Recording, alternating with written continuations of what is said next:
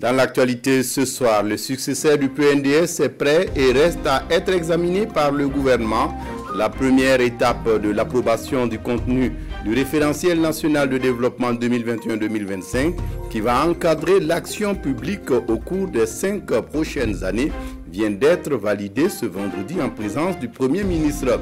Mais que contient ce document de plus nouveau que le PNDS? Explication à suivre dans ce journal. Et dans ce journal, l'opposition politique maintient sa marche pour les 3 et 4 juillet prochains pour dénoncer notamment la malgouvernance et exiger du gouvernement burkinabé plus d'action dans la lutte contre le terrorisme. Mais les jeunes de la mouvance présidentielle sont plutôt pour la solidarité et l'unité d'action. Ils se démarquent de cette manifestation de l'opposition politique. Vous entendrez chacun s'exprimer dans cette édition. Et dans cette édition, contre la mauvaise qualité des constructions, des ouvrages publics, le ministère de l'Urbanisme et de l'Habitat et de la Ville veut que ça change, surtout qu'après l'effondrement des bâtiments publics et suite aux intempéries, l'opinion a fini de se faire une idée sur la qualité médiocre des constructions. Quelles sont les mesures urgentes à prendre? On en parle dans ce journal. Et dans ce journal, également, dans ce 20h, nous irons à Kongoussi. Le lac Bam est un des plus grands réservoirs naturels d'eau de surface au Burkina Faso, mais sa surface est menacée aujourd'hui par l'ensablement et par l'action des hommes. Et pourtant, son histoire est intimement liée à la ville de Kongoussi. Qu'est-ce qui est fait pour sa sauvegarde? Élément de réponse à suivre dans ce 20h. Bonsoir et ravi de vous retrouver. Mais avant de développer ces titres, direction Kosiam, où après son rachat de la BCAB, le PDG de Vista Bank rend visite au président du Faso. Simon Thiem Touré est allé remercier le chef de l'État burkinabé pour son accompagnement dans l'acquisition des parts majoritaires de la Banque nationale de Paribas, alors principal actionnaire de la Banque internationale pour le commerce et l'industrie au Burkina Faso. Simon Thiem Touré a expliqué à sa sortie d'audience avoir recueilli les conseils du président Kaboré en vue de permettre à la banque de définir sa part contributive au développement économique au Burkina Faso. Pascal Kané. La BCAB devient Vista Bank et est désormais dirigée par un Burkinabé. Une acquisition rendue possible grâce à l'accompagnement du gouvernement burkinabé. Simon Thiem Touré, président du groupe, vient traduire sa reconnaissance au président du Faso pour cet accompagnement. C'est également l'occasion pour lui de parler au président du Faso de la contribution de son groupe au développement de l'économie nationale. Et désormais, la BCAB s'appelle Vista Bank Burkina. Nous avons informé le chef de l'État du processus, de l'acquisition, et surtout le remercier son gouvernement pour tout le soutien et les conseils qu'ils nous ont apportés lors du processus de négociation et d'acquisition de cette banque. Et nous avons réitéré notre engagement auprès du gouvernement burkinabé pour pouvoir en fait travailler avec le gouvernement, les citoyens burkinabés, les entreprises burkinabées, les femmes, les jeunes, pour apporter des structures innovantes de financement pour contribuer à l'économie et au développement du Burkina Faso. Le Burkina Faso étant primordial pour nous, c'est symbolique dans le sens que je suis burkinabé moi-même, et le Burkina Faso va nous servir de pays phare pour pouvoir faire notre expansion dans la zone UEMOA. Après la présidence du Faso, la délégation de Vista Bank est reçue à la primature par le Premier ministre. Au chef du gouvernement, Simon Thiem Touré a réitéré ses remerciements. Il a par ailleurs traduit la disponibilité de son groupe à accompagner le gouvernement et les acteurs de l'économie nationale. L'actualité à la une ce soir, le référentiel national de développement RND 2021-2025 n'attend que d'être examiné par le Conseil des ministres parce qu'il est prêt. Quelques 14 mois après le début de son élaboration, un projet de document est donc disponible. Le document doit encadrer l'action publique au cours des 5 prochaines années. Souleymane Sanou, Vincent Tiendrebego. Dernier réglage et ajustement du RND, le référentiel national de développement. Autour de la table, le gouvernement burkinabé et ses partenaires techniques et financiers feuillettent l'important document. Pour les 5 prochaines années, le Burkina Faso s'appuiera sur sa capacité de résilience pour se développer dans un environnement hostile. Il faut que l'on travaille à renforcer la résilience de notre peuple, que nous fassions en sorte que la paix, la sécurité reviennent dans notre pays. Parce que c'est le point fondamental et le point de départ d'un meilleur développement au niveau national. Et nous avons dit également qu'il faut que l'on travaille à renforcer la cohésion sociale. Et c'est pourquoi, dans le document, le premier axe que nous avons retenu comme étant l'axe principal de notre développement économique et social, c'est la résilience, la sécurité, la paix et la cohésion sociale. Contexte difficile, mais l'ambition du gouvernement ne faiblit pas. Le RND a été budgétisé à hauteur de 19 000 milliards de francs CFA, une hausse significative comparativement au PNDS du quinquennat précédent. Vous savez, le précédent c'était autour de 15 000 milliards. Nous avons réussi à lever près de 18 000 milliards.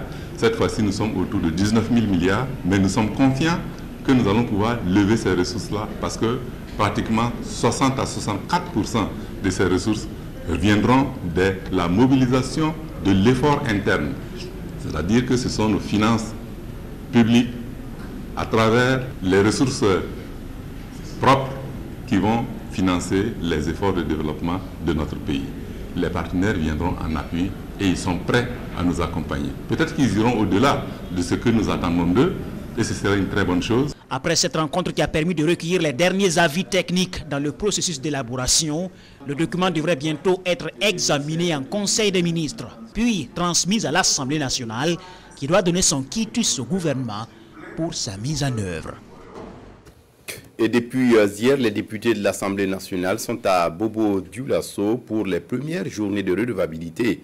Ce 2 juillet, le président de l'Assemblée nationale a rencontré les élus locaux de la région des Hauts-Bassins. Une rencontre qui a permis aux maires et conseillers municipaux d'égrener à Bala-Sakandé quelques problèmes de développement auxquels les communes respectives sont confrontées. Karim Sissé. Un face-à-face entre les élus nationaux et les élus locaux de la région des Hauts-Bassins. Une rencontre voulue par les premiers responsables de l'Assemblée nationale en vue de recueillir les préoccupations des maires et conseillers municipaux. Des préoccupations allant dans le sens du développement socio-économique et agricole des collectivités. Un exercice auquel les élus locaux se sont prêtés à cœur joie. Le vrai problème de l'agriculture, c'est l'eau. Mais quand souvent on a tous de dire maîtrise d'eau, on passe seulement au barrage. Ce n'est pas seulement le barrage. Quelqu'un qui a une exploitation de 5 hectares, on peut l'accompagner avec un forage. Au problème de foncier dans notre pays, l'Assemblée nationale a proposé dans le pays 2 acteurs parlementaires qu'ils ont présentés au gouvernement. Est-ce que vous avez un moyen de vérifier ou un moyen de pression pour voir est-ce que les recommandations que vous avez mises dans ces enquêtes-là ont été mises en œuvre, ont été prises en compte? On a suffisamment parlé de l'abattoir ici. Et aujourd'hui, le communicateur se posait la question qui est l'interlocuteur direct en matière d'abattoir à Bobo-Dioulasso. Le maire ne saura répondre. Alassane Bala Sakandé a apporté des éléments de réponse à certaines des préoccupations posées. Pour d'autres, il promet les transmettre au gouvernement. Au même la route dans le tir, problème de réseau téléphonique, gendarmerie, je pense que ce que j'ai dit hier, nous allons appeler les différents ministres qui nous donnent le programme, ça permettra en tout cas de voir si les routes en question sont éligibles dans le programme du gouvernement ou pas. Le cas de l'abattoir, on a parlé, il a dit que l'abattoir aujourd'hui n'a aucun statut. Nous demandons à la commission générale, la CEL, de prendre en compte cette question pour l'adresser au ministère concerné. Cette rencontre est bien accueillie par les élus locaux. Selon eux, elle permettra de résoudre un certain nombre de problèmes qui minent le développement de leur collectivité. D'où la nécessité, selon eux, de la formaliser. Et toujours dans le cadre de ces journées de redevabilité de l'Assemblée nationale du Burkina Bobo-Dioulasso, une conférence s'est tenue ce vendredi 2 juillet sur la relance économique du Grand Ouest.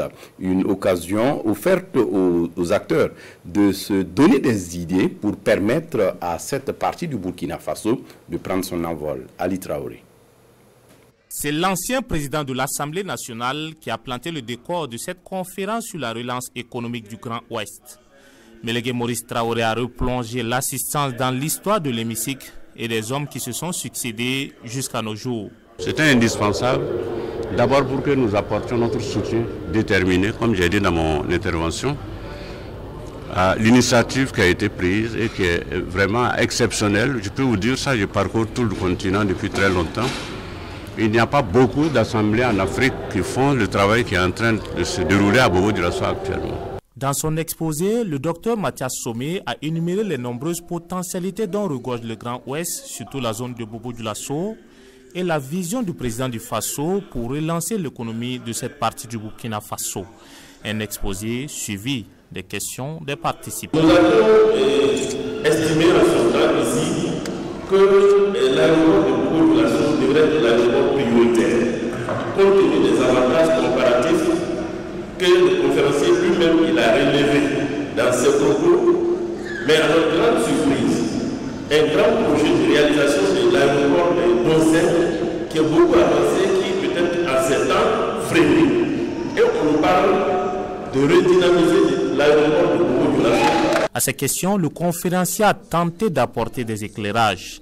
Les participants, quant à eux, ont invité les 127 députés à aller sur le terrain pour constater de visu la réalité des choses. Dans l'actualité ce soir, à moins de 24 heures de sa manifestation, l'opposition politique burkinabé maintient sa marche des 3 et 4 juillet prochains. Les organisateurs ont présenté ce vendredi les préparatifs de la marche. Le président de la commission communication de Pascal Sessouma a déclaré que l'opposition politique maintient son appel à manifester. Ernest Kambiré. C'est un point de presse voulu par le comité d'organisation pour faire le point des préparatifs de la marche des 4 et 3 juillet 2021 du CFOP, le chef de file de l'opposition politique burkinabé. Tout en prenant acte du récent remaniement ministériel et de l'appel du chef de l'État demandant à l'opposition de surseoir à la marche, Do Pascal Sessouma et ses camarades maintiennent leur appel à manifester demain et après-demain sur toute l'étendue du territoire national. L'opposition politique tient à rappeler qu'elle maintient son appel à manifester les 3 et 4 juillet 2021 sur toute l'étendue du territoire national, non pas pour désunir les Burkinabés dans la lutte contre le terrorisme, mais plutôt pour marquer davantage la solidarité et l'unité nationale face à cette tragédie. L'opposition politique réaffirme qu'il s'agit d'une marche silencieuse et pacifique ayant pour objectif 2. Exiger davantage d'engagement pour le retour de la paix et de la sécurité dans notre pays. Rendre hommage aux victimes du terrorisme. Manifester notre soutien aux forces de défense et de sécurité. Montrer notre respect au VDP et notre solidarité aux déplacés internes. Décrier la malgouvernance caractérisée par des révélations de scandales de corruption jusqu'au sommet de l'État. Dénoncer la flambée des prix de première nécessité, rendant la vie de plus en plus chère. À Ouagadougou, la marche commencera à 8 h à la place de la Nation, passera par le rond-point des cinéastes, la cathédrale, la BCB, le rond-point des Nations Unies, où une déclaration sera remise au Premier ministre à l'attention du chef de l'État. La marche se terminera à la place de la Nation, toujours dans le silence, l'ordre, la discipline et le respect des règles sanitaires. Pour l'opposition politique burkinabé, les autorisations nécessaires pour la tenue de la manifestation ont déjà reçu des échos favorables dans bien de localités et elle appelle ici au sens de la responsabilité et du civisme des Burkinabés pour la réussite de la marche. Une marche silencieuse et politique pour davantage d'engagement pour le retour de la paix et de la sécurité au Burkina. De son côté, la coordination nationale des associations et mouvements du MPP ne marchera pas. Ce matin, elle a réuni ses militants et membres pour insister sur le caractère inopportun de la marche et crie à la manipulation politique. Nathalie Kaoré.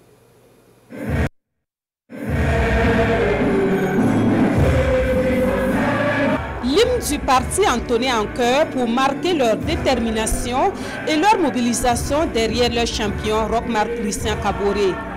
À cette assemblée générale de la coordination nationale des associations et mouvements du MPP, un seul message: faire bloc autour du président du Faso et surtout se démarquer de la marche annoncée par le chef de file de l'opposition.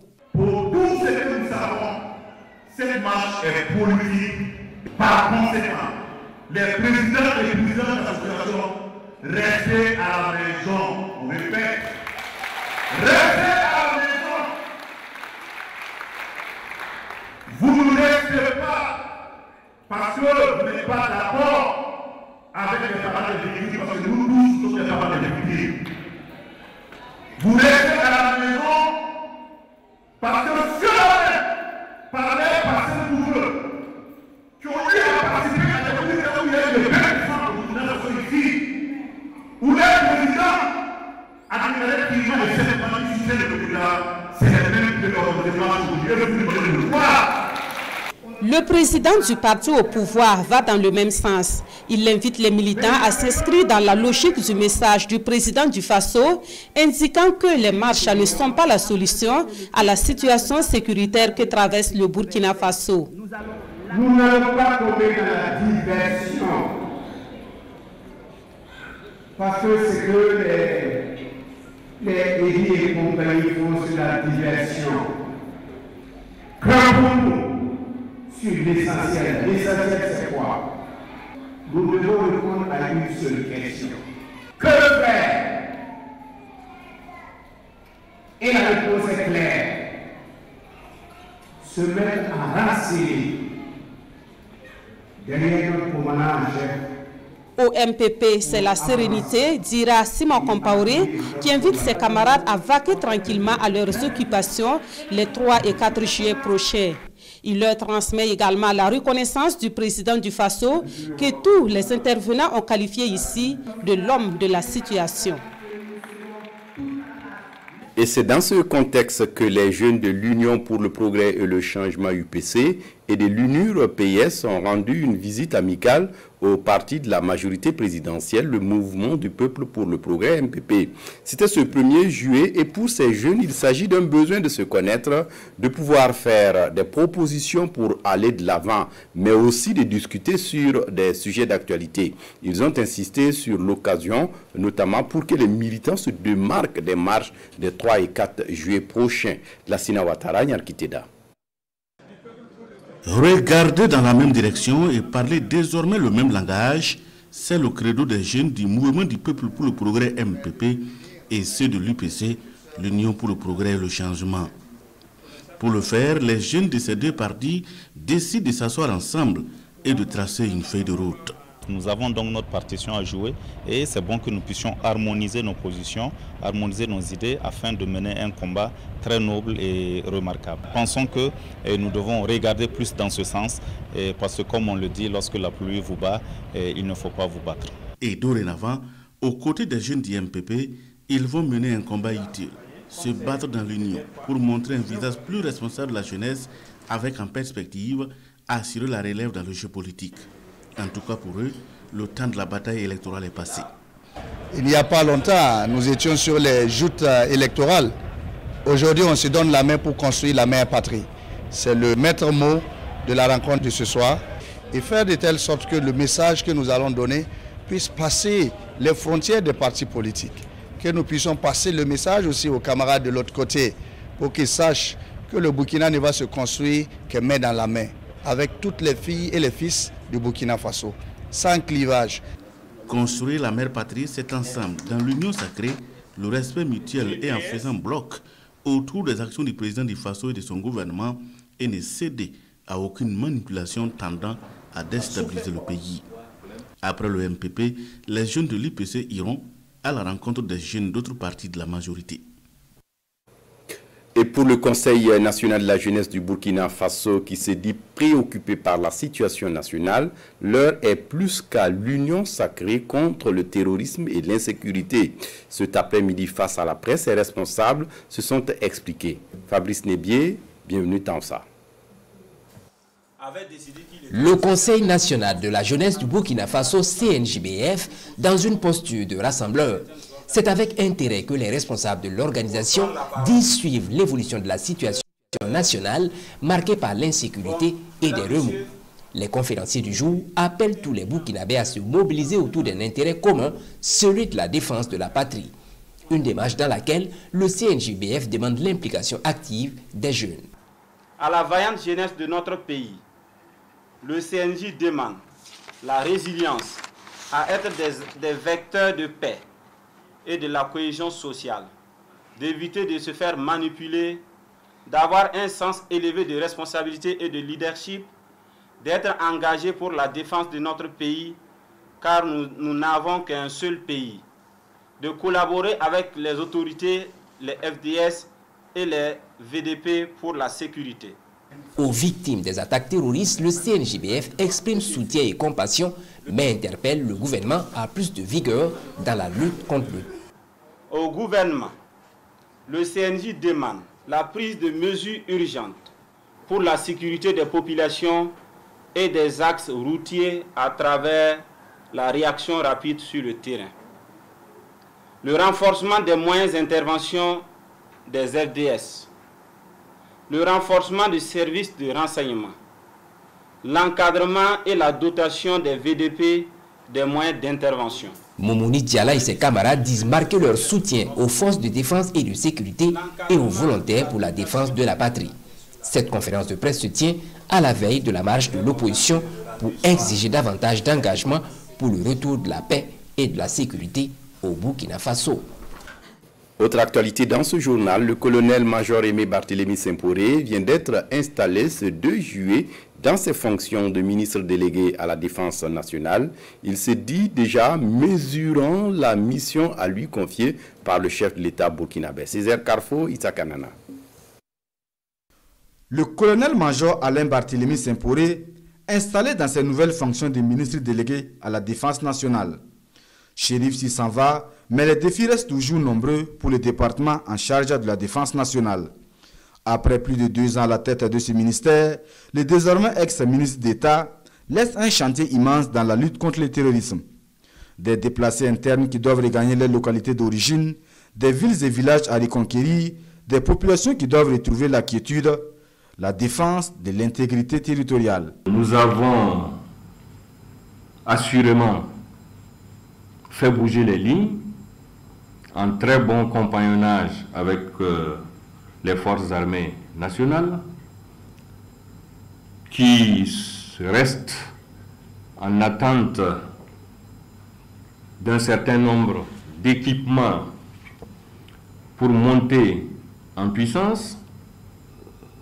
Si le pays est là, si le pays est encore debout, c'est grâce à l'engagement de ces femmes et de ces hommes. Mais comme nous le savons tous, l'armée à elle seule ne vaincra pas le terrorisme. Autant la tâche est immense, autant est notre détermination pour atteindre les objectifs qui nous sont fixés.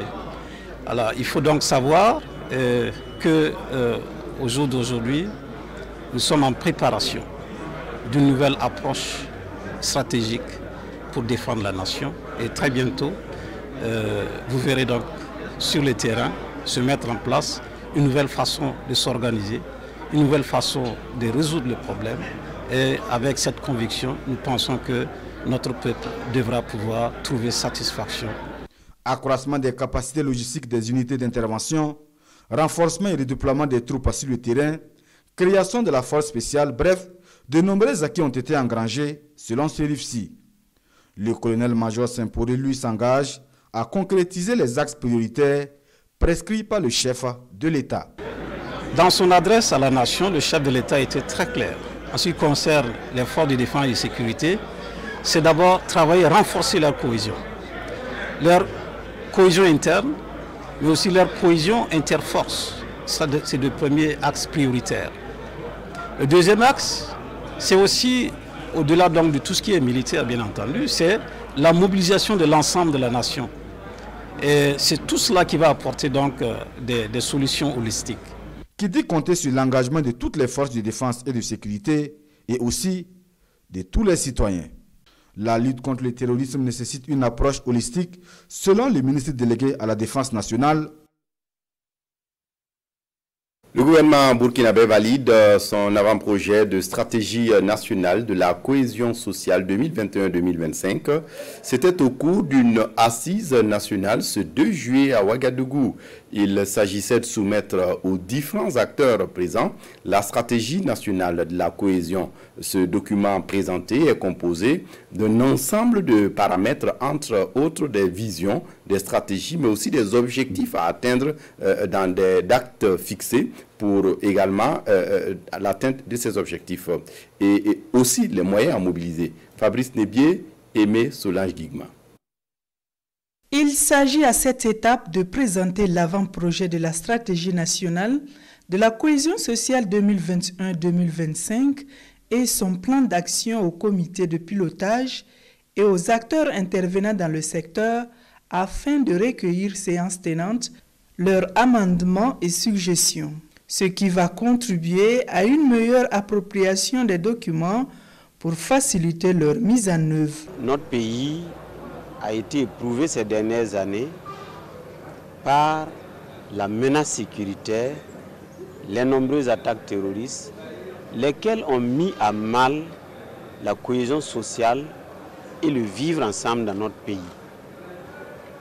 Et aujourd'hui, il est plus que jamais nécessaire de redéfinir les paramètres de cette cohésion sociale et de mettre en place une stratégie qui permette un retour à la sérénité. Donc ce qui est en train de se faire, c'est l'adoption, la validation d'un travail qui a duré déjà 2 années. C'est le moment de saluer les efforts du gouvernement qui veut, à travers cette activité, se doter de ce cadre fédérateur et référentiel qui permettra à tous les acteurs, à toutes les parties prenantes de la société de pouvoir mettre en œuvre de façon cohérente les activités qui vont concourir à atténuer les effets de ce déficit sécuritaire. Ces échanges visent donc à harmoniser les démarches et les méthodes en vue de faire de cette stratégie de son plan d'action les outils de référence pour tous les acteurs intervenant dans le domaine de la cohésion sociale. La 29e promotion de l'École nationale de service social de Gawa célèbre son jubilé d'argent à travers une conférence sur le rôle et la place du travail social dans un contexte de crise humanitaire. Une façon d'attirer l'attention sur l'actualité marquée par les déplacés internes dans le pays. Mouni Soubega. Ils sont de la 29e promotion 1993-1996 de l'École nationale du service social de Gawa ou la promotion Simon Compaoré. Ce 2 juillet, la promotion célèbre son jubilé d'argent en présence du nom de baptême Simon Compaoré, à l'époque maire de la ville de Ouagadougou. Une célébration pour marquer l'union et la solidarité de la promotion, mais aussi son engagement pour le service public social. Une manière aussi pour nous de montrer à nos cadets, voilà, la voie à suivre, voilà, pour en tout cas la cohésion, l'union dans un groupe.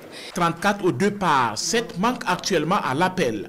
Le nom de la promotion, Simon Compaoré, le représentant du ministre en charge de l'action humanitaire et les coparrains, félicite la promotion et l'invite à poursuivre son engagement en faveur du développement national. Nous sommes venus fêter avec eux et les encourager et leur dire que la situation que notre pays traverse aujourd'hui commande qu'ils continuent d'avoir de l'énergie, la volonté, la détermination pour accompagner les autorités, pour accompagner les populations. Le message que nous avons porté, c'est un message d'encouragement et d'exhortation à encore plus d'efforts. Parce que le travail social, c'est donner l'espérance à l'humanité, aux hommes. Tous les membres de la promotion en activité et ceux admis à la retraite ont été individuellement présentés au cours de la cérémonie de lancement des activités de jubilé d'argent. Le rôle et la place du travail social dans un contexte de crise humanitaire. C'est le thème choisi par la promotion Simo Compaoré pour alimenter un panel animé par 2 communicateurs. L'actualité à la une ce soir contre la mauvaise qualité des constructions des ouvrages publics.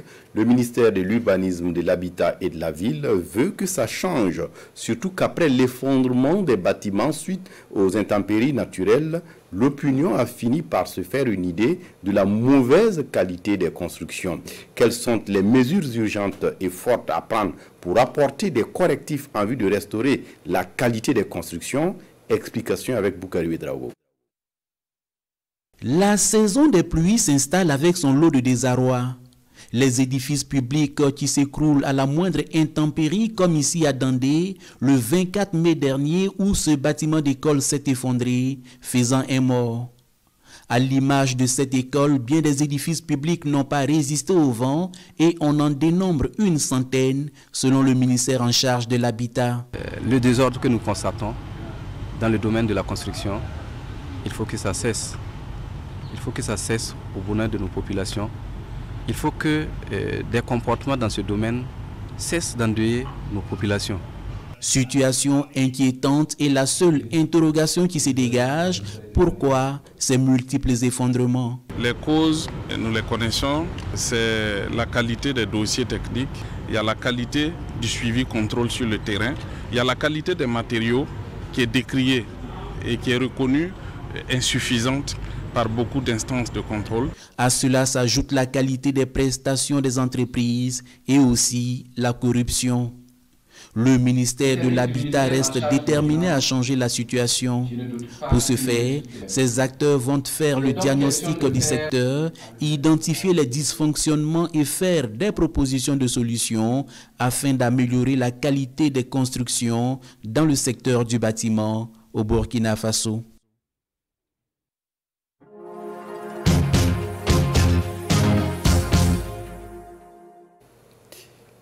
Et puis dans notre rubrique Une semaine à, le lac Bam, un des plus grands réservoirs naturels d'eau de surface au Burkina Faso, mais sa survie est menacée aujourd'hui par l'ensablement et l'action des hommes. Et pourtant, son histoire est intimement liée à celle de la ville de Kongoussi. Qu'est-ce qui est fait pour sa sauvegarde? Et des bandes de réponse avec Lassina Ouattara et Hadi Sandamba.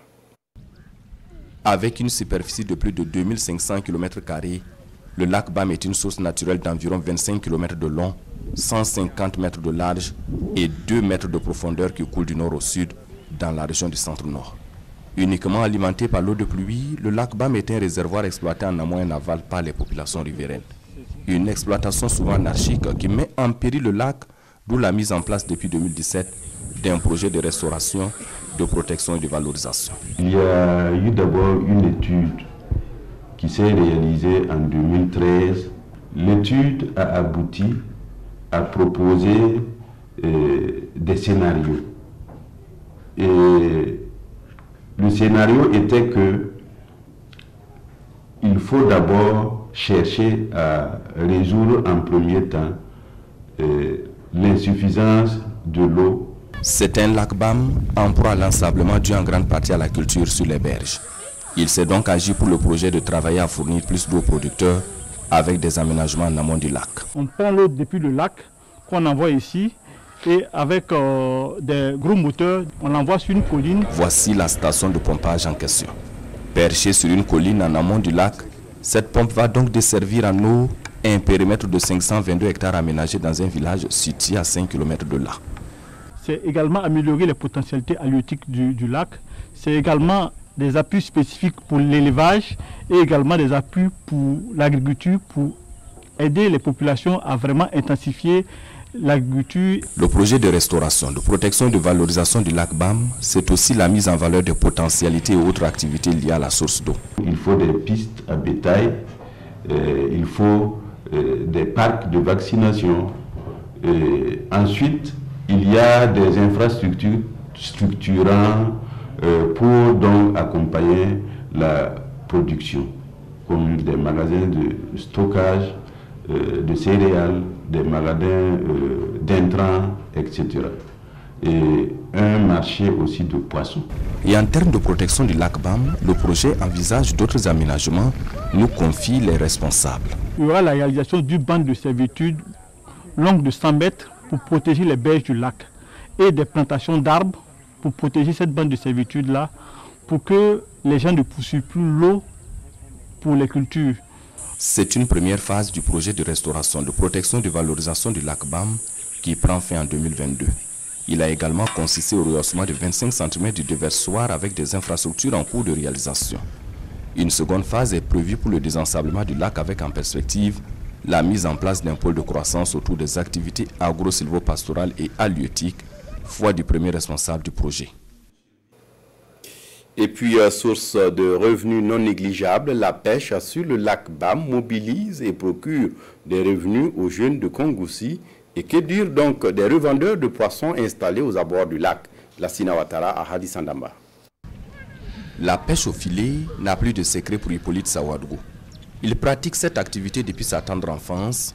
Il côtoie les berges du lac Bam depuis tout petit. D'abord avec son défunt père, ensuite avec ses frères, et depuis environ une quarantaine d'années, il est devenu l'un des maîtres des lieux.